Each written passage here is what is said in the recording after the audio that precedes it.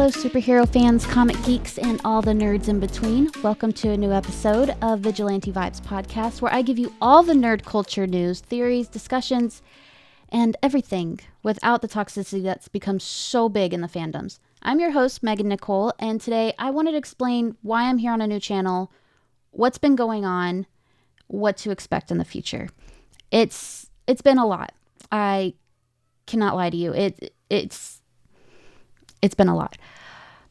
Thursday, I woke up thinking my ex-co-host was one of my best friends, and Thursday night I went to bed knowing I was never one of his best friends, which it's a big feeling, a lot of big feelings. My ex-co-host decided he didn't want to be on the podcast anymore, and I 100% supported that. Honestly, things were so tense between us. I was constantly walking around eggshells because he would get mad at such little things. And there was a lot of lying coming from him. I never lied to him once. And I messaged him Thursday morning and said, I think we need to talk about the podcast. And he said, yes, I agree. And I told him, how would you like to proceed? And honestly, I wanted to talk to him because I was feeling pretty crappy about how things were going. I was doing everything besides editing the episode. That's all he did. That's one thing he did. I did everything else. If you are on any of my social media accounts, you'll see that you've only been talking to me, because I run every social media account. If you're on the YouTube and you've commented, you've only talked to me. He's never once logged into the YouTube. If you see us promoted anywhere, look at who's promoting it. It's me. I did that too. I did so many things, and he edited the podcast. Most times. There were times I had to jump in and do it for him because he just wouldn't do it. So I was unhappy with this, and there was no way I was going to continue to be in that kind of environment coming 2025. Last year, he decided that we should take the entire month of December off because we have been working so hard. So we were going to finish out November strong, and then take a month off, which that's whatever. So we were just going to do a few more episodes, and then we were on a break. And we didn't do any of those episodes, actually, because he didn't show up to record, which isn't unusual, but whatever. I'm trying not to ramble, but I just have so many feelings going on, and I took the weekend to come to terms with those feelings, and they still pretty fresh. So I said, how would you like to proceed? And he sent me the longest message saying that he's not happy that the podcast isn't famous yet. He's not happy that there's no money involved that coming to us. He is unhappy that he feels so bad that I have to do everything and he doesn't do anything, which is like, if you felt bad, then why didn't you do something? Why was it always on me? That's not fair. That's not a partnership. That's not a team. That's you having someone work for you in your eyes. And I said, okay, I support that 100%. You don't want to do it, perfectly fine. And he said, we always said we would do this until it isn't fun anymore, and it's not fun, so I think we should quit. Notice he said we. And I said, I support you quitting, but I want to keep going. I'm going to keep going. The podcast is also mine. Everything down to the name is mine. I did all of that. And he agreed. And I thought it was very amicable. And there was some going back and forth that was very respectful. And he was saying he loves me, that I'm still one of his best friends, and we will continue to support each other. All the while, he was changing the passwords to all our accounts. So I couldn't have the episodes. So I would be locked out of the YouTube account that he never put work into. He never even logged into. The YouTube was mine. I worked 2 years on that thing. And I had a great following on it. I followed so many amazing people. And that's all lost now because of his pettiness. And he thought he was slick, but he wasn't.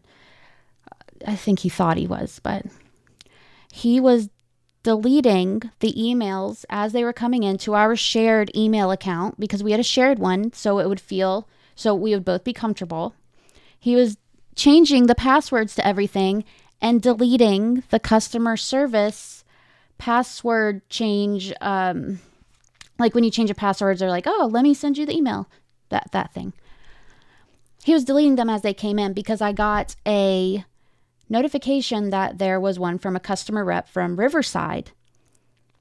And I clicked it and it was gone. And I was like, something about that's weird. And then a few minutes later, here comes another one. One that has the entire conversation between him and the customer service rep. And him telling her, no, I need to change a password now. It is a matter of importance. It has to be done right now. So he did that. And then pretended he didn't. He does this thing where he pretends like he has no idea what's going on, so he acts innocent. Like when I said, what are you doing? Why are you changing the passwords? Why are you stealing our episodes? You didn't even give me a chance to get the episodes to put on another platform. He said, I have no idea what you're talking about. I have no idea. Megan, no idea. And it's just another lie. One of many, many lies. And when I say many, I mean all the time. Like when he would tell me that our listeners, the amount of listens we have was disastrously low and I had to promote more. But he wouldn't promote more. It was just me. And I love this podcast. And I would do anything for this podcast. And he knew that. And he took advantage of that quite a few times. So, I mean, looking back, I'm mad at myself for allowing all that to happen. I'm mad at myself for allowing to be treated that way for so long. But it's like, you just love what you do so much. You're like, I might as well just do it. And I had always written it off. I saw every red flag. Looking back, it was like, that should have been, every single one was like, that should have been the one that told you to stop. And every red flag I just kind of brushed off like, oh, he's in a bad mood. Oh, maybe I'm being sensitive. Oh, maybe it's just Max. That's just Max being weird. And I got warnings from people outside of the podcast. Like, hey, Max is telling people this is his podcast. Or like just things like that. That was, I don't want to sit here and bash, but I did want to explain what happened. Because I'm been very informed by screenshots from multiple people that he has sent messages to everyone telling them I locked him out of the accounts, which isn't true. Why would I do that on my new YouTube channel?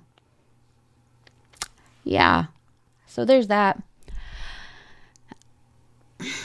I started this podcast because I wanted to make a difference in the Marvel fandom. I want to spread positivity. I want people to have a safe space to enjoy it without the racism, the toxicity, the sexism, the homophobia. And I will continue to do that because that's what I believe in. And if this gives one person one safe space to enjoy it without being worried about what are they going to say next? Are they going to say something insulting to my community? Then it's worth it. And that was always my goal. But a certain co-host wanted it flashier. He wanted it to make money. That's what he wanted at the end of the day. And of course, I would never say no to someone paying me to do this. But I'm also very aware of what a competitive field this is. I'd never expect to get paid for this, ever. I just want to keep doing it. And I love doing it. And I've loved the guests we've had. I've loved all of them.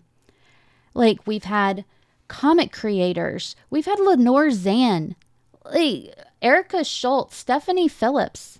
These are beautiful, amazing people. And he took that from me. I don't have those videos anymore because he stole them. And it's just hurtful, I guess. It just sucks because I got every single one of those interviews myself. He never did. That was me. Every single one was me. And he stole that. So. But it's kind of crazy because he hated having guests on the podcast. He said it made editing hard. Or he would say he only wants guests that were bigger than us. So voice actors and all that. And I want people who just have the same values as me.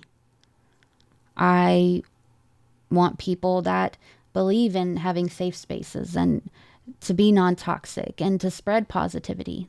That's all I want. And from the looks of it, that's what I'm getting from the people who have already asked to be on the podcast. All amazing people. And I'm so excited for you guys to see that. Moving forward, I will have as many guests as life will allow me to. And all of them will have the same values as me.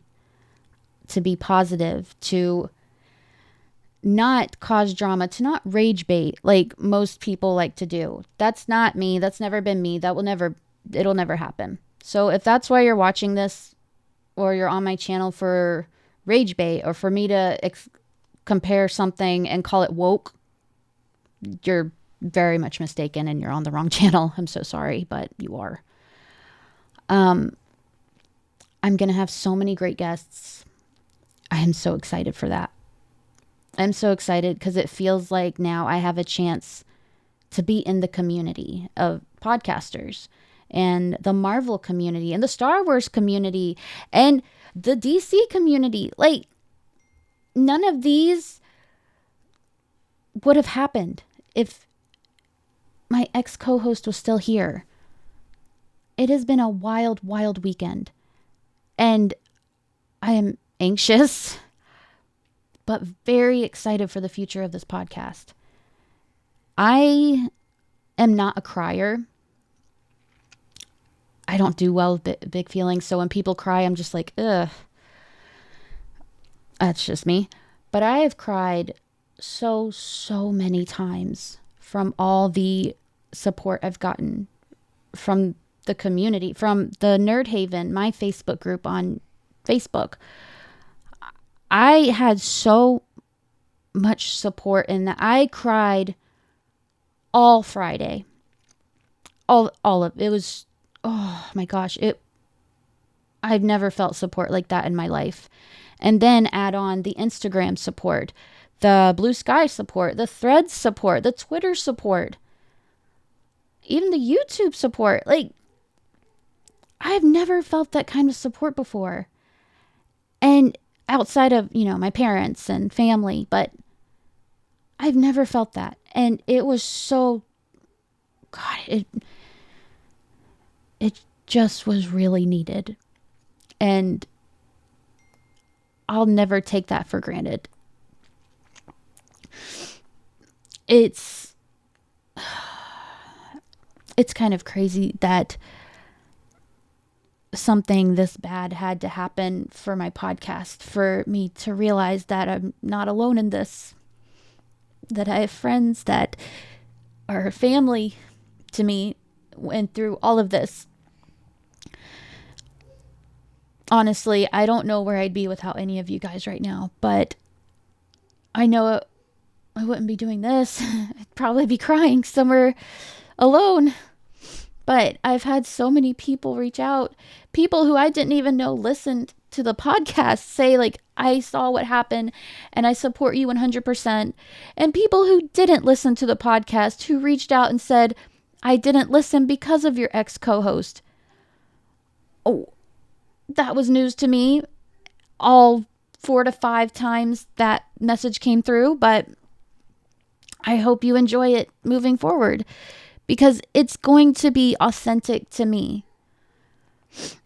Before, when someone was trying to make it flashier, he didn't want it to be personal, and I did. I wanted it to feel like a community.